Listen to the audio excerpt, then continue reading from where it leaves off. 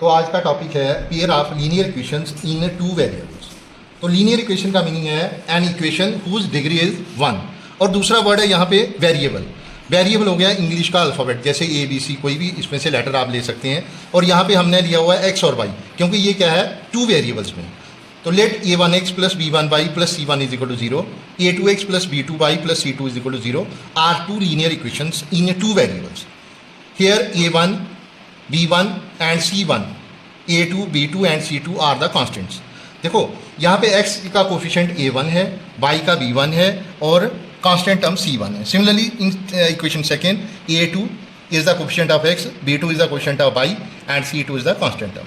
तो these two equations are consistent, are inconsistent. If the equations are consistent, then equations have unique solution, are infinitely many solutions.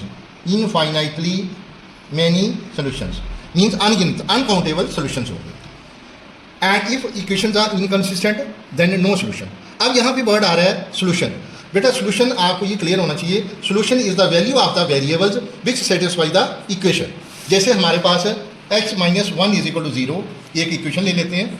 Here अगर हम x इसमें 1 डालते हैं, 1 minus 1 is equal to 0, तो 0 is equal to 0, इसका meaning हुआ जो variable x है इसकी प्लेस पे अगर हम 1 डालेंगे तो इसको सेटिस्फाई कर रहे हैं, मीन्स लेफ्ट और राइट इक्वल कर रहे हैं।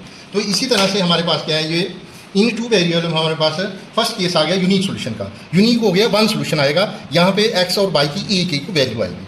और इस केस में क्या होगा, coefficients that is a1 upon a2 is not equal to b1 upon b2, means the ratio of the coefficients a1 upon a2 is not equal to b1 upon b2 in case of unique solution, and the graph of these equations is intersecting lines।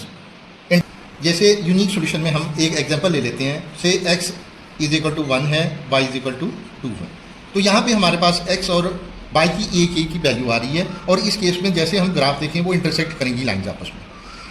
And in case of infinitely many solutions, ratio of the coefficients, जो ratio होगी x का coefficient a1 और x का a2, इन दोनों की ratio a1 upon a2। Similarly y का coefficient b1 and दूसरी equation में से y का b2, b1 upon b2 and constant term c1 upon c2, ये तीनों रेशियोज क्या होंगी, इक्वल आएंगी। और इस केस में ग्राफ जो होगा वो एक सिंगल लाइन की फॉर्म में बनेगा। अगर हम जैसे फर्स्ट इक्वेशन का ग्राफ बनाएंगे उसकी एक लाइन बनेगी, इसी तरह से दूसरी इक्वेशन का जो ग्राफ बनेगा वो भी उसी लाइन के साथ कोइंसाइड करेगा, तो आपको एक ही लाइन दिखेगी। तो इस केस में हम कहेंगे इन इक्वेशन में हमारे पास कितने इनफाइनाइटली मैनी सॉल्यूशंस होंगे। Now in case of inconsistent में क्या होगा, नो सॉल्यूशन, मीन्स जो भी हमारे पास इक्वेशंस हैं उनमें कोई भी कॉमन वैल्यू नहीं होगी। और इस केस में ratio of the coefficients a1 upon a2 is equal to b1 upon b2 is not equal to c1 upon c2 होगा। और ग्राफ जो होगा वो पैरेलल लाइन होगा।